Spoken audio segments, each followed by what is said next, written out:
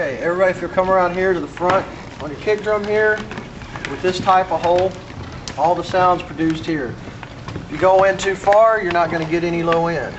If you bring it out here, you're not going to get anything but a boom. You know, so if you're going to have to, you're going to want to mount this about halfway into the, about like that, right almost to the edge of the grill here. All your attack is going to get you the click from the kick drum. Okay, you want to talk about PZM and Boundary mics. They make a plate microphone. It looks like a square, roughly this big, that small. Made to lay in the bottom of the kick drum, gets you a lot of kick, attack. It can sometimes be used by itself. A lot of times you'll see it used in conjunction with another similar mic shaped like this called a Beta 52. That's about where you want to keep it, about halfway in. Yeah. Okay. What if there's no hole? If there is no hole, you have two options. Generally, you see that in jazz kits and in some of the newer kits. You want to mic roughly a few inches off to the side, but again, in drum placement, it doesn't matter what drum you're micing. A movement of 2 or 3 inches on the mic can make a difference. Without a hole, you can mic here, you can mic here, or depending on what you're going for, you can mic right to just to the side of where the beater's hitting in the middle of the drum, and then at the edge, somewhere right here. This will give you more of the click of the drum. This will give you more of the fatness of the drum. That's if you do not have a head on the drum. Again, I'm trying to strictly get you focused on what you know and are going to deal with every week, so that you're not trying to remember, oh, well, what if it's this mic? You need to know that microphone and that it needs to be placed right about here on this kick drum every week, so that when you come in, you need to set it up quick, know where it goes, not think about it, and just get it done. Always make sure they're plugged in good, because like that one right there, it looks like they're tapped in. That's not plugged in. You always have to make sure on all drums, all the stands, every week you set up, when they come down, just like this one, it'll start moving during the show. That goes there, tighten here. Last thing nobody ever thinks of is the bass. The bass has to be tightened. That's the biggest thing on drums though. Make sure all the stands are tight. You move from the kick drum around the snare drum. The biggest thing about the snare drum is the fact that you want to take the microphone. You don't want to be too far away from the drum. You don't want to be somewhere up here like this. With these type of rims, you're able to adjust. You're able to come down, and you want to go something like this. So see, most people you'll see a micro drum, they're going to be up here pointing somewhere. You're like, oh wow, that's great.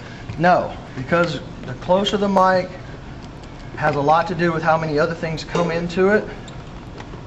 This microphone will end up right down here, and of course you want to keep it out of the guy that's going to be hitting it, of course, but right there. Hey Trey, explain the pickup pattern of that mic and then the nulls and why it's set between the hi-hat and the first tom like it is. The fact of the matter is these are cardioid pickup patterns on these, meaning there's a heart-shaped pattern. If you can watch my fingers, there'll be a little curve out, and it literally comes around like this. Circles to the front, circles around, and then it'll lobe up just like that. So you have null points here. You do not pick up sound from the mic to here. So you're dropping cymbals, you're dropping the hi-hat, and you're dropping part of the tom here. That's again the reason for keeping the mic closer to the head is you don't want it straight on the edge, you want to try to get this stick. So instead of being like that, you're going to want to be over a little bit flat on it. And that's the other thing, you always want to tighten everything up. Anybody got a dime on them? That's the quickest trick in the book. Oh, I got one right here. Always carry a dime around on stage.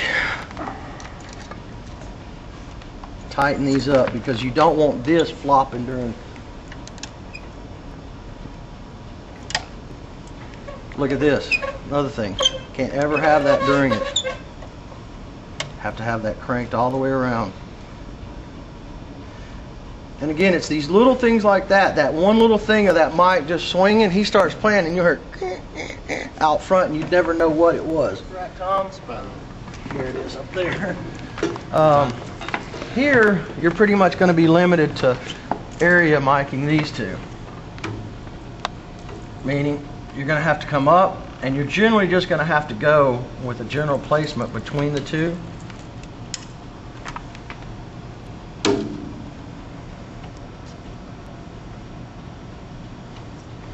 Again, we got to stay out of the way of his cymbal, so that might have to come down some.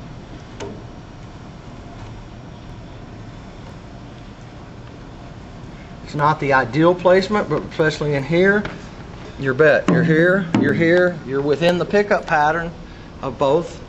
You're just not going to get the same attack as you would off, say, the drum here.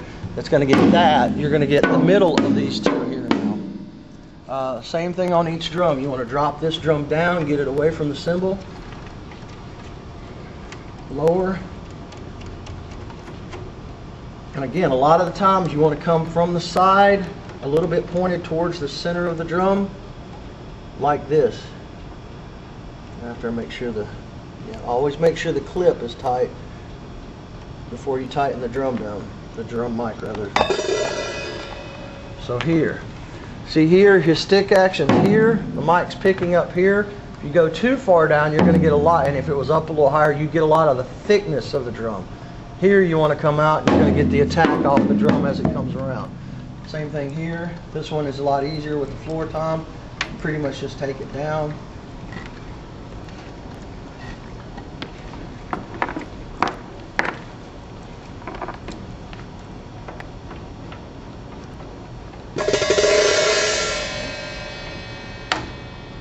Just like that. Not much. See, it's just a matter of fraction, half an inch, sometimes an inch. But by going here, a little lower on it. There. You just tighten the sound of all the drums. If you can see where the placements, this is the only one that's a little off. There. But if you can see, you're even, you're distinct across it.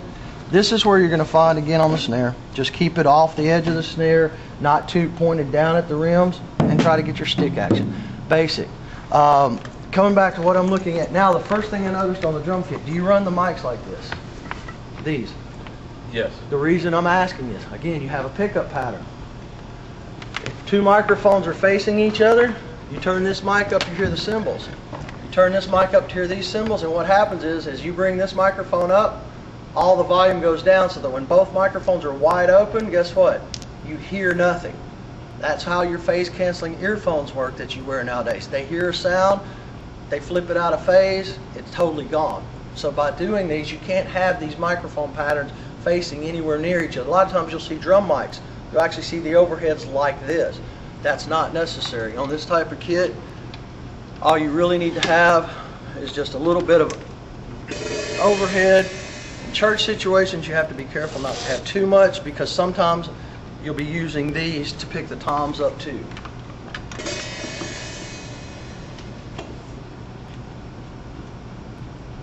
See, that kind of thing right here, see? You always got every joint on the mic stand when they come out each week has to be tightened, especially on the drum.